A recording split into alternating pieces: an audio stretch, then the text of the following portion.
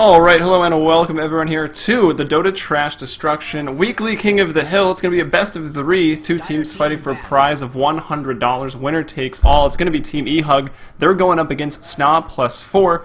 These two teams turning out to have a pretty decent rivalry with one another, both very high level of play teams. I'm Helium, and joining me on the mic is Gorgon, who can hopefully hear me. I can definitely hear you, as I hope our audience can as well. This is a great opportunity for both of these teams. Both of these teams coming in. Team eHug at a low level of professional play, SNA at a very high level of community play. They're both extremely fun to watch, and where else can they come for one best of three to try and get themselves $100?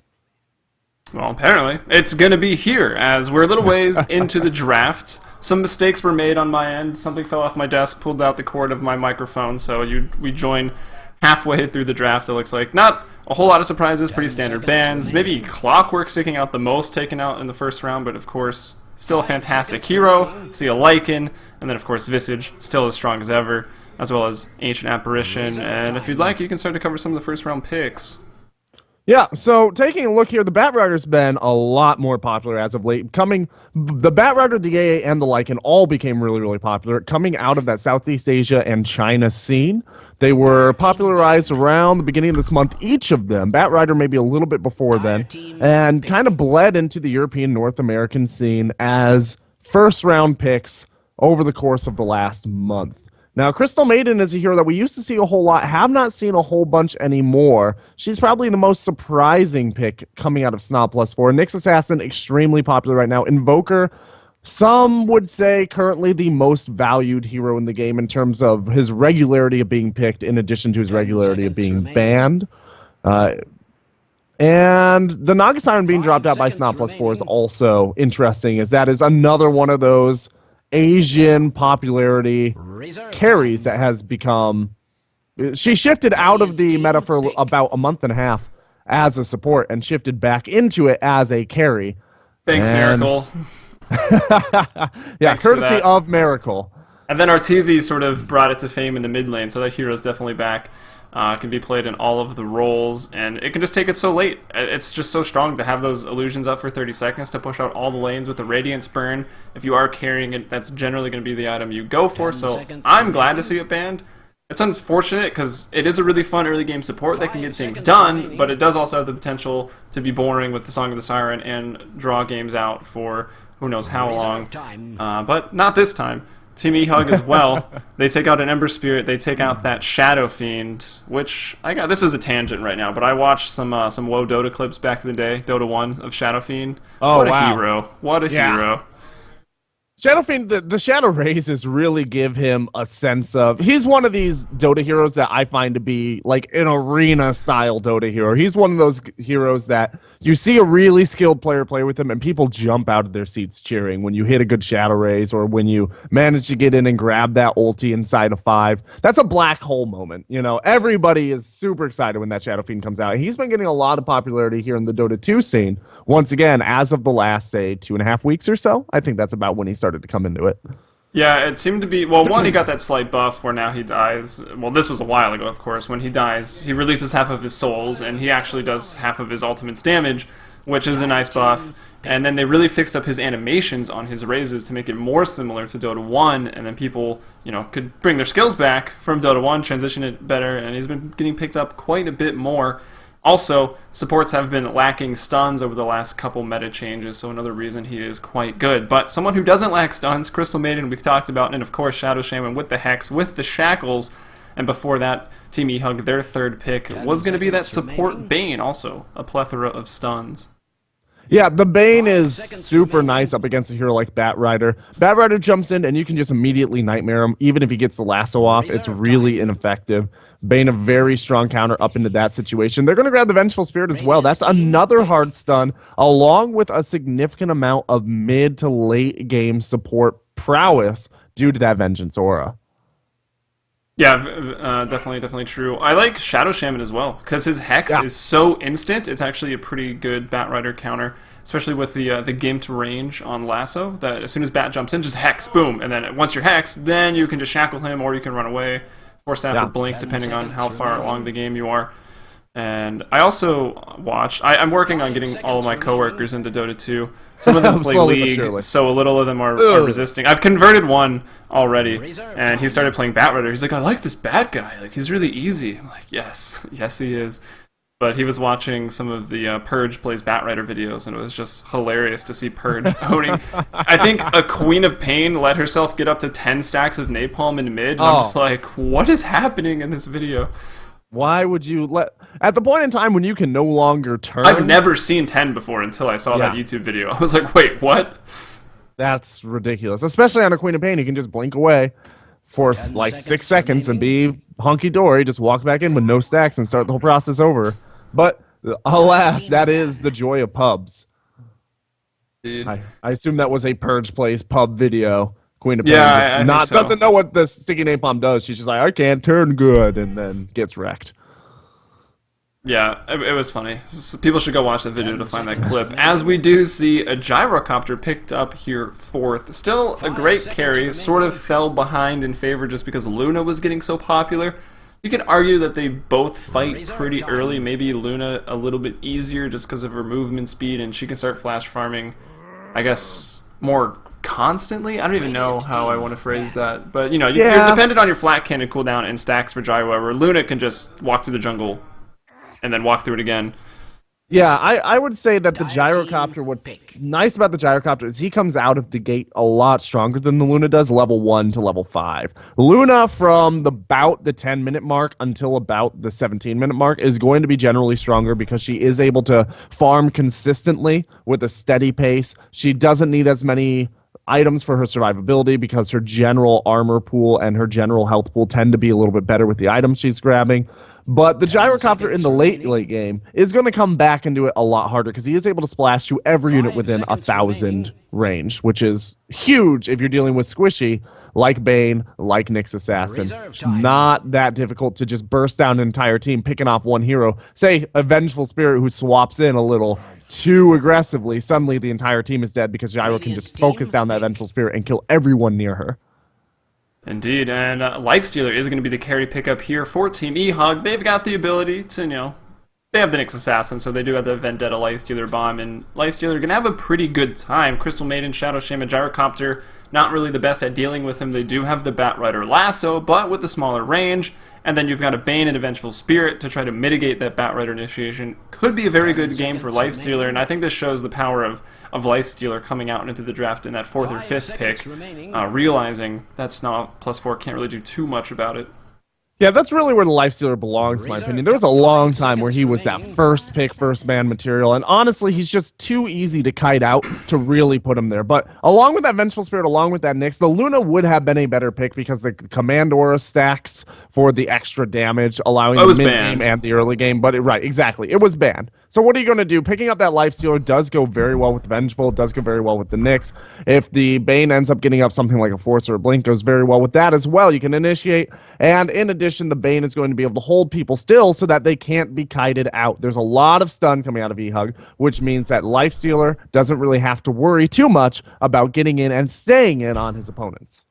Yeah, TA, though, pretty good pickup going against the Lifestealer. He's not the tankiest, especially when he's attacking against Refraction and not getting any lifesteal back from that Feast. The armor reduction from Meld, the big crits, they can bring him down pretty easily. We'll see how the Templar Assassin does. I'd also like to point out that Team eHug banned Axe, and then to tell everyone that SNA Dota, one of the best Axe players in the world, according to the recent hero stats and rankings that Dota Buff recently released.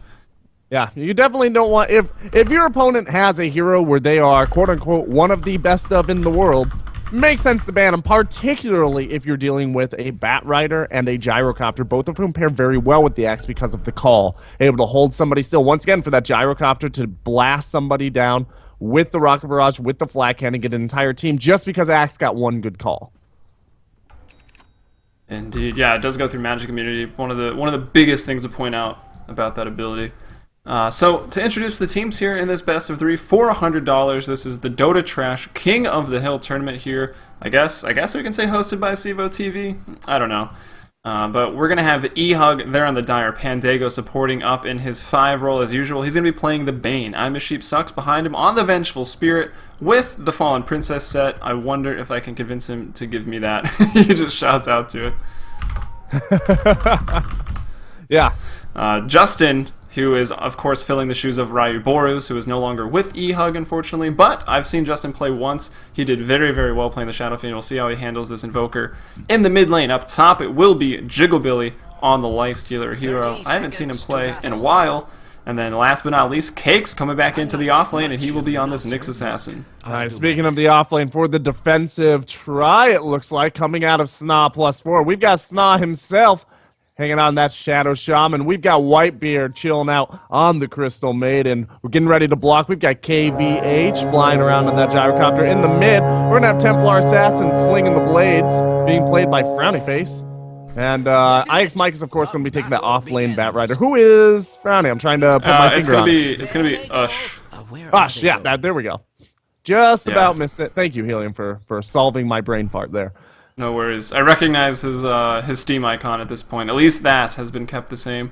Yeah, normally he has at Dota as his. He does. That's his thing. So, go ahead. I do like that SNA+4 has their Twitter handles in every one of their names, except Ice Mike, who doesn't really need the publicity. And, I think he's up to like 18K followers, so he's doing pretty well for himself. He's also been pushing that everyone follow his teammates up here. I know SNA+4 are looking to be a pretty serious team, which is a lot of fun. And a big shout out to Mike to, I guess, step off of Team Liquid. I guess he did have, programming stuff and trying to set up the IXDL client as a side project. But now that he's back into the scene and just helping bring more players into that professional level, so that's really nice to see. He's always been a big mover and shaker in the North American scene, and it's just nice to see people going through the effort of making sure that good players are getting recognition. Although I don't know how effective his Twitter campaign was. I don't think they picked up too many followers, but there you go. I mean, everyone watching the game, you can make sure to go ahead and follow them up. Look for these eHug players as well. They shouldn't be too hard to find. We went over the lanes a little bit. We can talk about it a little more. We've got a Boots of Speed here, Nyx Assassin, into the off lane. There is a good lockdown here with the Crystal Maiden, with SNA, but I think they may be more focused on just jungling here and staying off the map. Once they get level 2 and they can get an Arcane Aura up into Whitebeard. For the meantime, Crystal Maiden zoning a little bit, KVH farming up fine, and mid lane, Templar Assassin versus Invoker. What are your thoughts on that matchup? It's kind of a toss-up. I have not seen this matchup too many times. I think that the Templar Assassin is going to be fine because it's an Exort-style Invoker. KOTH Wex would probably be a little bit harder just because of the EMP, and Templar Assassins really depend on the refraction in order to have lane presence. So the Exort-style Invoker is going to pump out more damage, but a lot of that damage is going to be mitigated by the refraction. So I think Templar Assassin should be fine. Yeah, it should be okay for Ush. At least when Forge... Oh, he's actually... Whoa, this is new. Going Wex Exhort. I wonder how long he's going to stay with that skill build. Maybe he goes for another point in KOTH. Just get the early one and Exhort to be able to last it over the TA, who with refraction hits like a truck, even at level 1. So that could be the reasoning for that. And he's doing a 1-1-1. I expect him to transfer into KOTH Wex, so we will see. Yeah. Top lane supports, doing about just as good as the SNA+4 supports here. Also chaining these pools together as it looks like some action in the bottom lane. Cakes is just being very cheeky here, just literally running around in front of SNA. He had no mana. He's still level 1, so he does not have the spike carapace. And SNA decided not to shax him. Just kind of let him walk through. Yeah, I'm very surprised. CM was there, and CM had mana because she had just popped to Clarity. SNA was sitting there. The neutral was already doing damage to Nyx Assassin, and SNA was just completely disinterested in taking the Exterminator in. Is really focused on, I guess, last hitting up those neutrals, getting that gold, maybe trying to... Well, we see them upgrade the Courier there, as Invoker is maybe looking to take a couple shots at it. The free-to-play Courier, by the way, it looks pretty cool. I don't exactly know where it's putting the items, but that's whatever. Doesn't really matter. As we see a smoke ink. So the first big rotation of the game, it's going to be a smoke off the top lane. Pandago and I'm a Sheep Sucks. Should be easy to set this up with the Nightmare, let everyone run into range. We'll see if they can. Sentry, they've got one Sentry on Bane as they go for it. Ush has 4 charges left in Refraction. He's going to meld up. Now he will be Nightmare, but a little too far under the tower, so nicely done there and he will stay alive, so his defensive posture pays off. Yeah, I don't know if he got an MIA call just before that happened or if his map awareness is just that good. He popped Refraction literally maybe a half a second before the opponents had broken the Fog of War. So he popped it at exactly the perfect time. Yeah, well, I don't know if there was going to be a missing call. I mean, Ike's Mike isn't even in the lane. He's left it. He's clearing out switch stacks. I don't even think they were stacked, to be honest. Maybe No, he they cleared them weren't. out once before, but he's taking out the big camp and the medium camp there. So he's got his Tranquil Boots finished up now. We'll see if he wants to go for a bottle or if he maybe just goes back to base, then finds himself some stacks. There's a big one here in the Radiant jungle, so he's going to look to take out that. And that's going to put him decently close to the Blink Dagger. Should have it up online by 10 minutes. Pretty much the standard Batrider blink time. Yeah. I think that if Mike is unharassed here, he's going to have another stack on this big camp right Stacking here. the small one, it looks like. Yeah. Yeah, and I mean, all the supports coming out of SNA+4 are basically focusing themselves in the jungle. Shadow Shaman's only level 3. Whitebeard actually managed to catch up to level 3, so he was level 1 for a really long time. But regardless, they're spending a lot of time stacking. Now they're going to rotate around behind the tier 1 tower to try and get Cakes, make up for that kill that they missed earlier. Cakes, though, he's done a lot of work here and picking up that XP. He's up to level 3 now. Well, last time we saw him, he was level 1. The Rocket, though, goes out. Two-man Impale. I don't know if it's going to be enough. The Frostbite to start things off. Now the Ether Shock. There is no Hex. The Shackles were already used, but it's KVH drawing the first blood there with the Rocket Barrage as they're going to go ahead and stab the Creep Wave, so they might even be able to turn the first blood into a first tower kill as well. Yeah, this tower is... they're actually going to go ahead and use the Glyph. There's going to be a TP down from the Nyx. Nyx playing pretty far forward, considering it was just basically proven that he cannot handle this 3 squad if they do dive him. Yeah, for sure. I mean, I think just once again that XP is... I mean, one death sometimes turns out to not even be that bad as an offlaner, as long as you're getting the levels, especially on a hero so important, as up top, eHug will strike back. They're going to go ahead and take out SNA's Shadow Shaman. They're playing that hero as a support. I've seen SNA+4 pick that up and have KVH play it as the one-role hero quite a few times. I was hoping for it again. Obviously not the case, though. TA manages to grab a double damage rune that was going to be guarded by the Crystal Maiden. It is bottled as Oosh returns to his lane with double damage, with a refraction available and a melt, and he's going to immediately pump onto Justin. Yeah, that's what you got to do. Look at that big melt hit. One more attack should do it. The Nightmare does not get off in time. Now Pandago's got to run away. Yeah, the refraction gonna run out to those tower hits there. Dropping a trap just in case anyone was trying to follow up. Bane forced to run away. He'll actually just head back to base. He's got brown boots and a magic wand. As we look at the wards, I mean, I see the Bane is pretty poor. There's one ward here in the bottom rune spawn and one in the middle lane that's kind of fresh here for SNA+4. Looking at the Dire, though, they've got none on the map. So they're going to need to reward up. That lack of wards is actually basically what cost him that Invoker Cakes death. is dead to the Rocket, and that's actually only a level 1 homing missile, just paying the... doing enough damage there. Oh, Justin Cakes was very, very low. He's chasing in. Okay. Well, this is interesting, though. I mean, very often do we see the 1-1-1 build on Invoker, you know, getting all a point in Quas, Wex, and Azure. So he has every ability to his disposal right now. None of them are maybe that strong except for EMP, and I'm kind of an Invoker noob, so whatever other stuns that Wex controls directly, or whatever abilities Wex controls directly. Well, I mean, so some of those are pretty good right now. Tornado, and I guess, and EMP should be very strong. And those are basically the only real reason you go Quas, Wex, Invoker is for the Tornado EMP combo. Yeah, it's nice to have the Cold Snap. Yeah, it's nice to have the Ghost Walk. But Tornado EMP combo is basically the skill that you're going to have leveled for the bulk of the game if you are doing a Quas, Wex style Invoker. And since both of them are based out of that Wex, you're going to have... Justin's still going to have basically all of the effectiveness that he would have had anyway. The Bane is going to rotate down here onto Whitebeard. There's the Nightmare. Yeah, she could be in a lot of trouble here. They're going to open with the Cold Snap to take that off, and then the Brain Sap there. Just going to go ahead and kill that Crystal Maiden very, very quickly. So Pandago picks up that kill. He does have the wards. He did manage to put one down in the mid lane, just keeping tabs on where that TA may be. Well, she's not there now. They see her in the bottom lane. As Cakes, they throw him over to the mid lane. He's struggled in the off lane a bit, but now we find ourselves at 8 minutes 40 seconds, and he's about to hit level 6, so the Vendetta will be online, and they can continue to make space for Jigglebilly, who's got Phase, he's got a Midas, 58 last hits, 18 denies, he leads the farm, and he's about to get himself a tower last hit as well.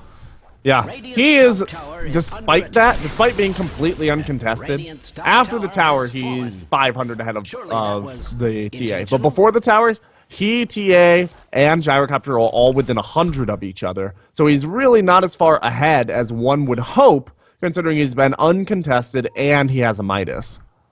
Well, the Midas does take a little while to kick in. I think he's probably used it twice at this point, maybe 3. Didn't quite keep an eye on how early he got it. But what I did notice, 9-minute, 11-second Blink Dagger and Tranquils, and IX Mike is just going to go back to the base, pick up a smoke, so he's going to be looking to get a kill right away. Yeah, this is going to be probably the word go coming out of SNA+4. SNA, I expect, is trying to get himself a Blink Dagger as well. It'll be a little while before he grabs that, but Gyrocopter is going to have this little space of opportunity to get himself back into the game, because he's going to start falling off pretty soon here, as that Rocket Barrage is not nearly as scary now as it was 9 minutes ago. Good point. Good sense here by SNA+4. They know exactly where Jigbilly is. They kind of sense that he was farming up there. Now looking for the lasso. The open wounds is going to go. Blink Dagger on cooldown for 6 more seconds.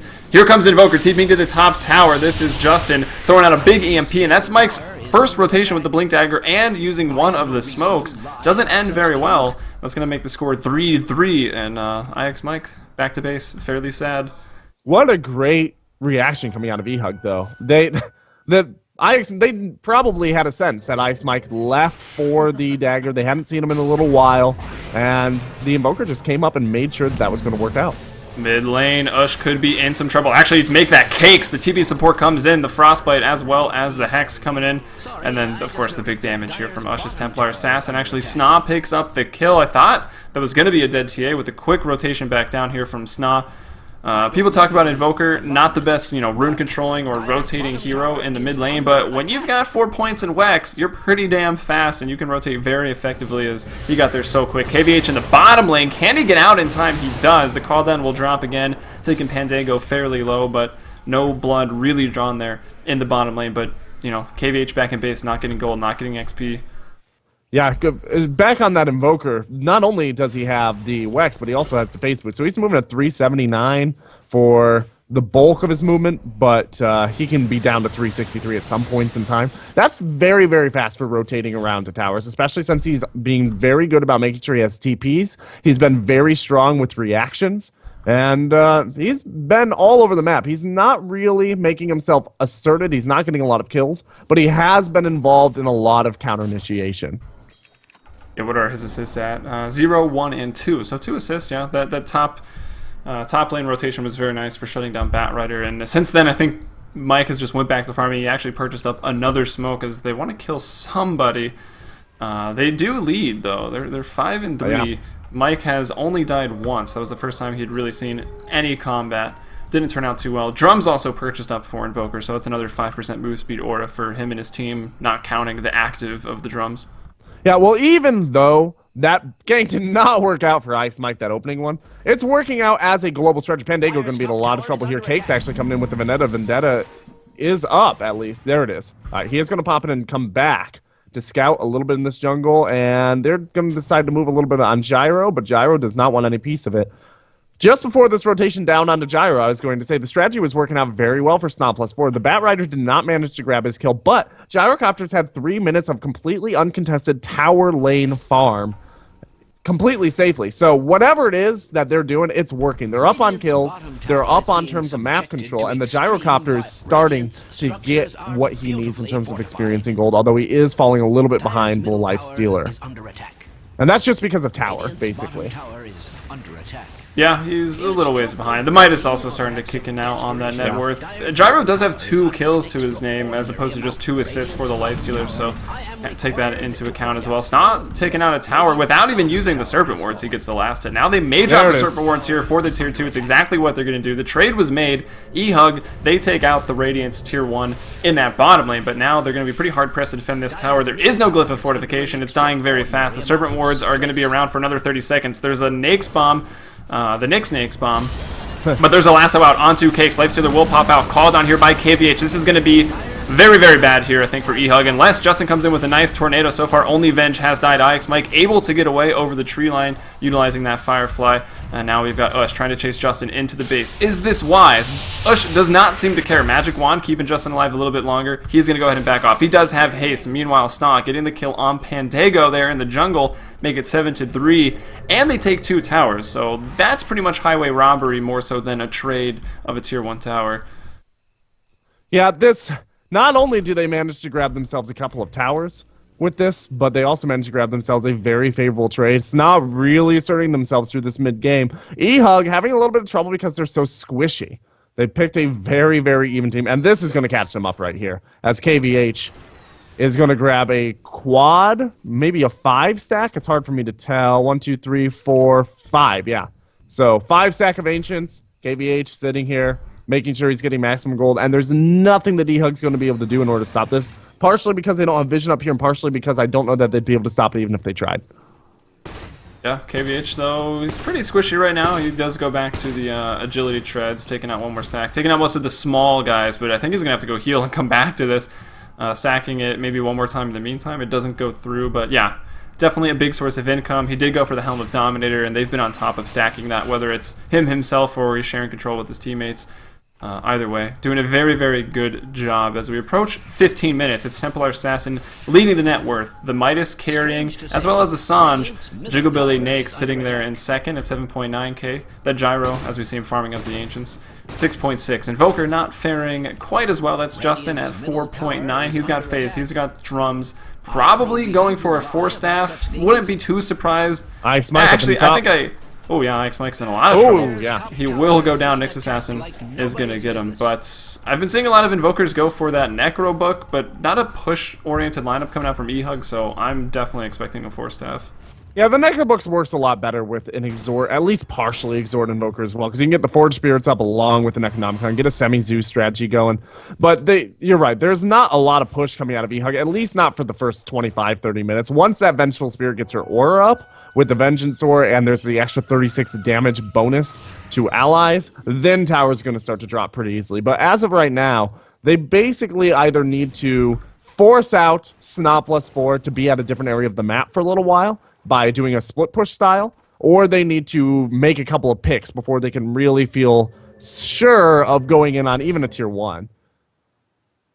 Oh, yeah.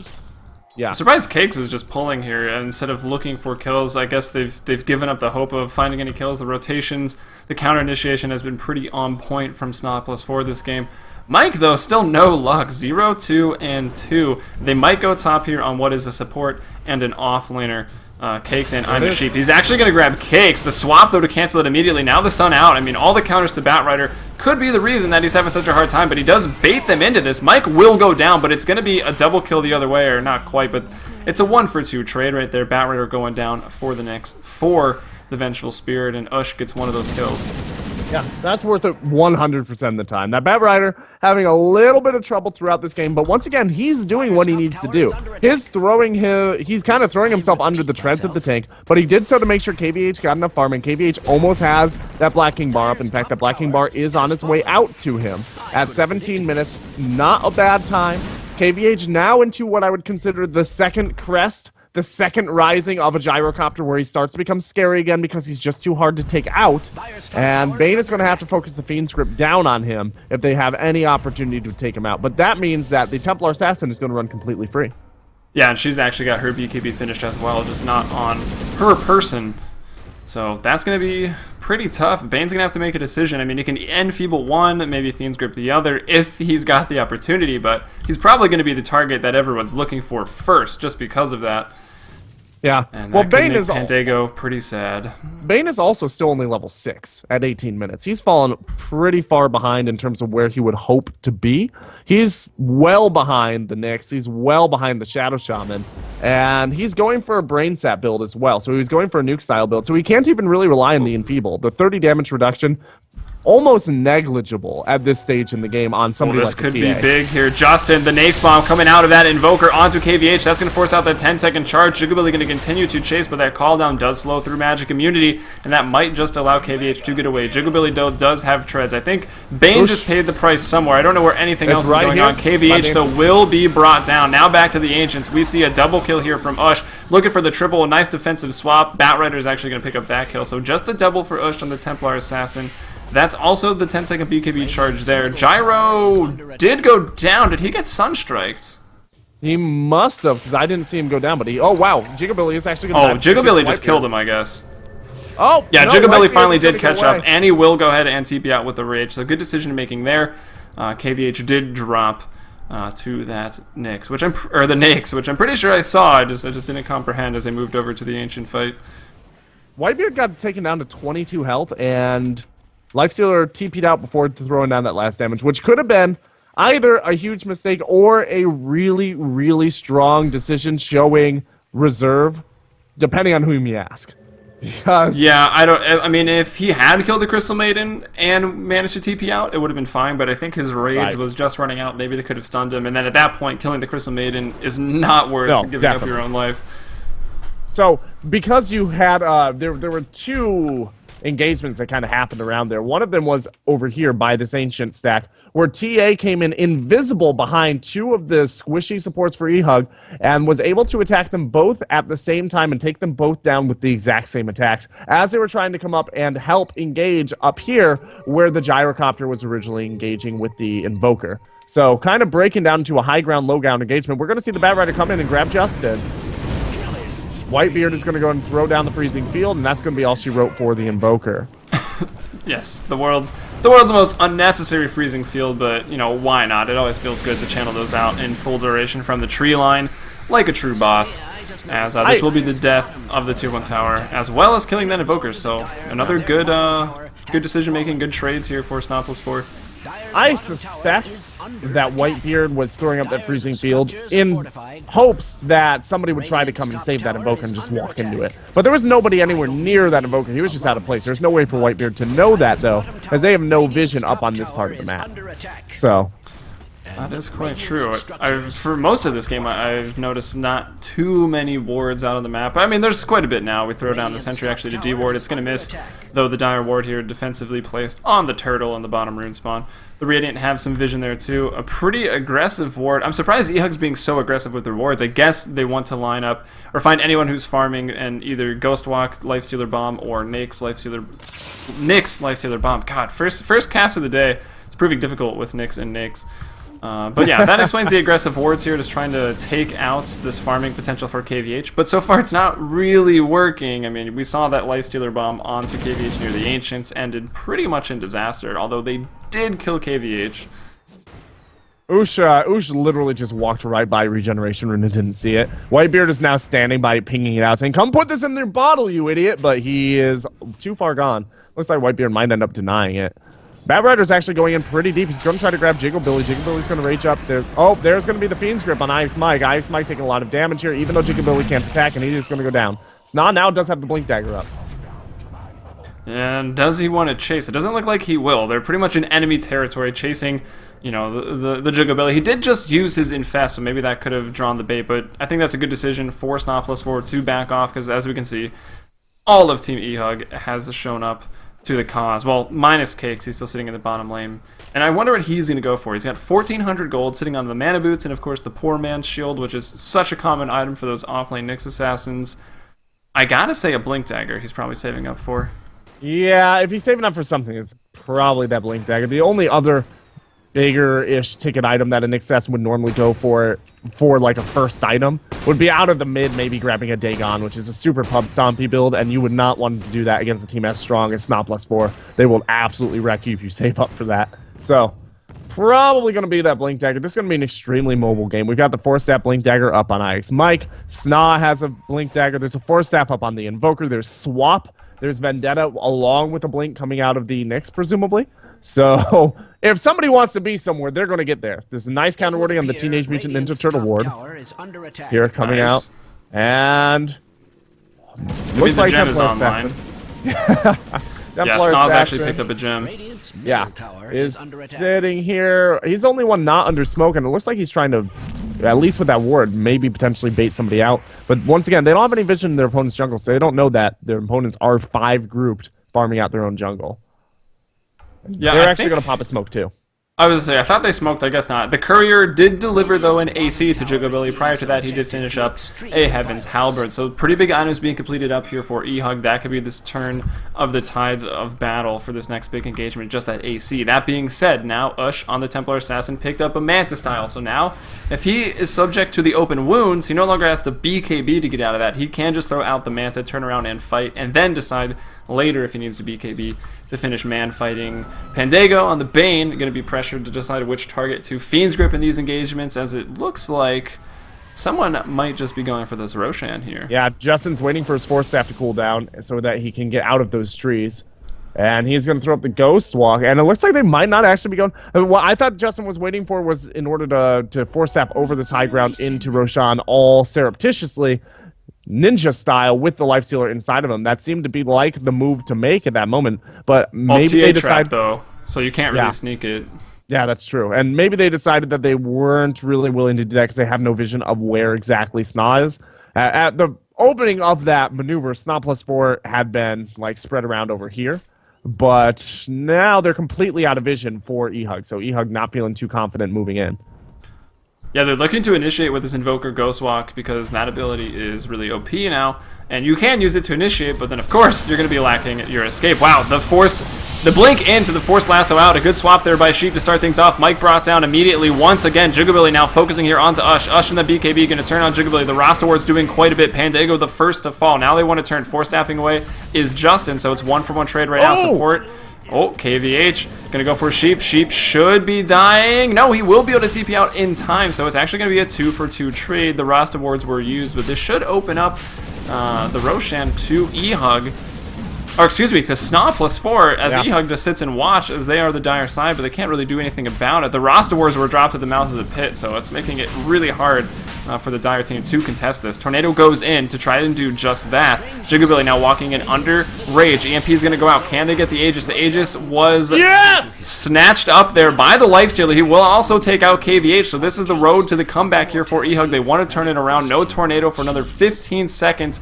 Another Invoke in 5, so maybe Justin can try to turn this around, but actually Ush just going to stand and fight. Invoker goes down. This could be Jugabilly losing that Aegis about as quick as he got it. Nice swap out into a defensive Nightmare. Everything used up there, which means Sheep is going to go down. Pandago also going to fall. Mike has Blink in 5 seconds. He can go ahead and Blink Lasso up this Lifestealer, or San's going to be the first to Blink for it. Throw out the Hex. They don't even need to use Lasso now, and as great as it looked for eHug, well, it goes south just as quickly. Now the Lasso probably going to be thrown. Why not? Nyx Assassin coming in looking to throw out that Impale. Will get the Templar Assassin, delaying the damage output onto the Lifestealer, but I think they're going to be okay to get him. The trap goes out, proving to be oh so annoying for this melee carry.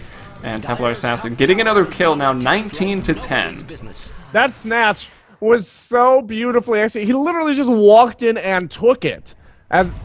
But then he decided to re-engage on 4 heroes with 2 more respawning and coming in very soon. There's still a tier 1 tower up here for Radiant to TP to, which means the TP anchor is extremely readily available. I have no idea what the Jugabilly was thinking as he moved in there. They got the Aegis. They should have just backed out and taken advantage of that throughout the rest of the mid-game. Instead, trying to push their advantage a little too much after baiting out that Bane unsuccessfully, or perhaps too successfully, as the entire SNA+4 squad came out. Just eHug's coordination seems to be a little off-kilter right now.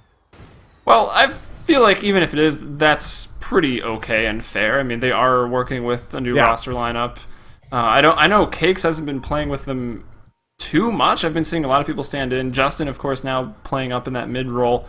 And I don't know, maybe drafting some new heroes, although every hero in this game I feel like is pretty standard, except maybe the Shadow Shaman, but as of late, I'd say he's pretty standard. Yeah. Playing in farming roles as well as a support, as we see him here. But I think it's just this mid-performance here by Ush on the Templar Assassin. 17.8k net worth. He's bringing out the BKB now.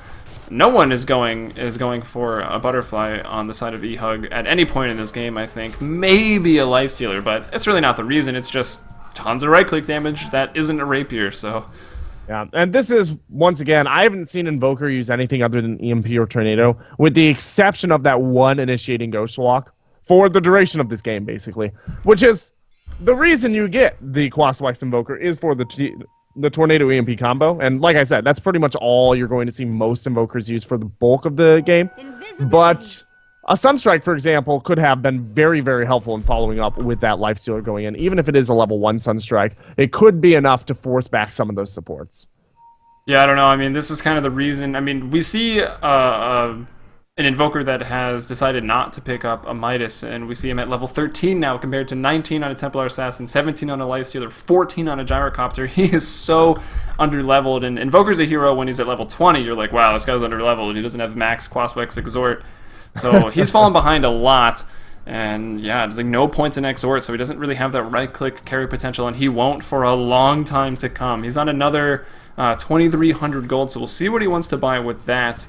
I wouldn't be surprised if it's maybe a Necro book just to go against that flat cannon. KVH, he'll take a bit of damage from that if he's not in BKB, but we will see. This is interesting because, in theory, the Invoker's job here was supposed to be the initiating the crowd control through the mid-game to give the Lifestealer enough time to come into his own. Instead, the Lifestealer's taken that role. He's come in as the mid-game carry, which, to be fair, Lifestealer gets going a lot earlier than most carries. But wow, Justin's in a lot of trouble. 2 Psionic Traps thrown out as Ghostwalk. He attempts to invoke it. It's not even going to matter. They will bring him down. That melt hit not going to be dodged. Now they're going to try to find Cakes. Psionic Traps firing off everywhere in the tree line. Cakes gets caught in them, and he's brought down.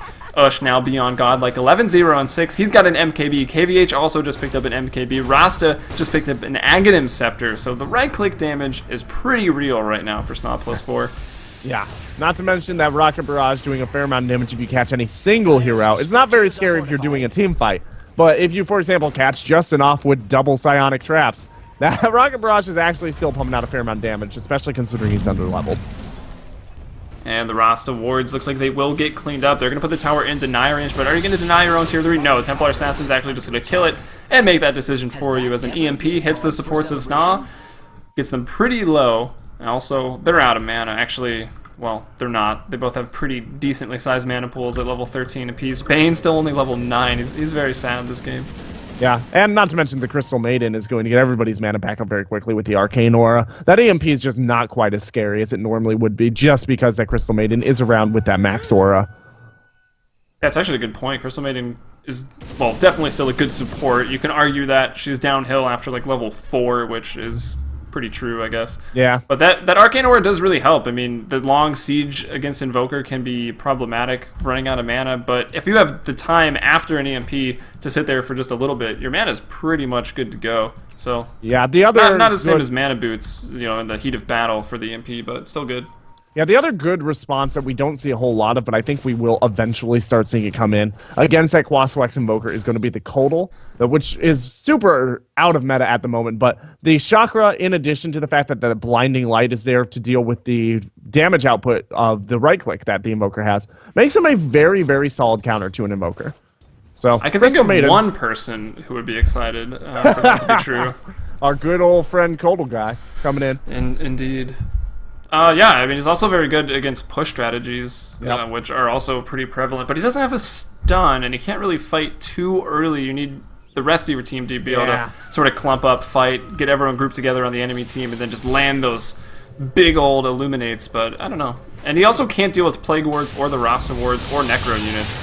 Yeah, he's a very situational pick. But in the situation where you want to be pushing or you want to be counter-pushing big waves or Zeus strats, having that KOTH very effective. The IX Mike is going to be stunned out up here as the call down goes out.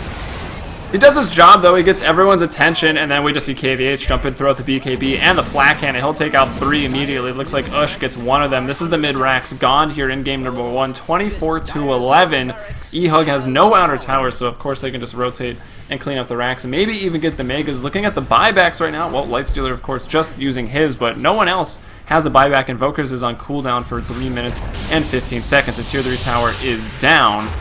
And this looks like it will be eHug able to force them back. Looks like SNA+4 just playing pretty carefully here. Maybe not. They're going to want to try and fight. SNA should go down. Can they kill Jigabilly in time? He's been enfeebled up, but he's got a lot of damage. Crystal Maiden not letting anyone back into their own base with that freezing field. Jigabilly with a double kill will take out KVH. Still not able to stand up to the pretty farmed Lifestealer.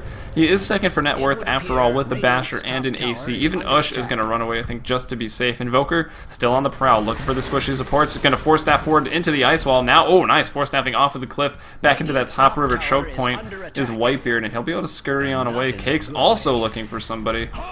And wow, looks like Ush goes right back in, takes out Invoker, who, again, does not have buyback.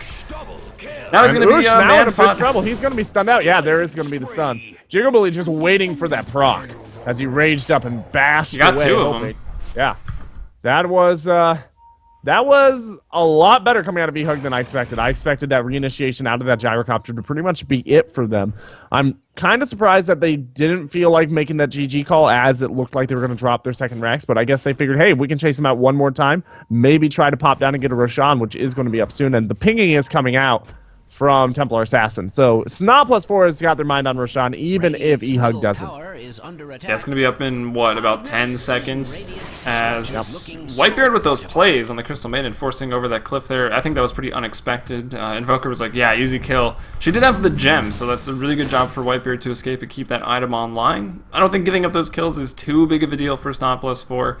Yeah. It could have opened the window for eHug, you know, to set up and stage a Roshan attempt, but even with that, it's going to be hard for them to defend. Lifestealer is being focused down pretty quickly. Mike hasn't even been able to get off lassos, and everyone's still dying in these team fights. Yeah, this is... Oh, they are actually... Jigabilly is moving in, but he's not going to be able to get this even with the double damage rune before SNA+4 has somebody over there to react. That's going to be close. Unfortunately, it's all supports, it looks like.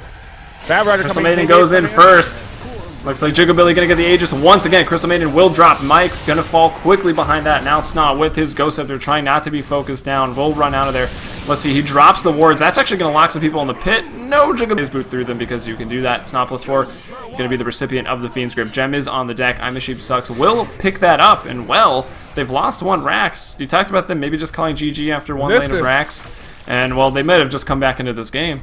Yeah, this is a big throw for SNA+4, jumping both of their supports into the Roche pit, along with the gyrocopter in a staggered formation after the Aegis had already been taken, was highly questionable. And now eHug starting to turn around a 20,000 gold lead and also able to fight out in a way that we would not have expected. SNA+4, really all they need to do here is initiate with 5 and they should be fine, but they have not been doing that for the last, well, since they managed to grab that mid-rax. Yeah, they really haven't. And now this top wave of... Oh, no, they're not the top wave. The mid wave, of course, always going to be pushing in, you know, forcing eHug to defend their base. Up top, the Rax is exposed, so they're going to have to be pretty careful of that.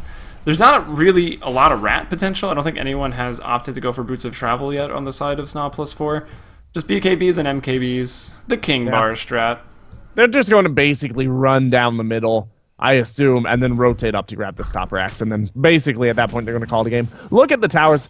Still the tier 1 mid, still tier 2s in both other lanes. eHug is, once again, we said this earlier, and it's still true. They're not going to have any real significant push potential until Vengeful Spirit gets that Aura max, and she went for Aura last, which means no push potential until right now. 3650 is when they actually got their basic damage up as high as it could be. The Invoker will finally start getting a little bit of Exhort at this point, probably, which means towers maybe now are going to start to fall if eHug can get enough map control to make it happen. But they've got a long uphill battle because SNA+4 has been given a huge advantage during the interim.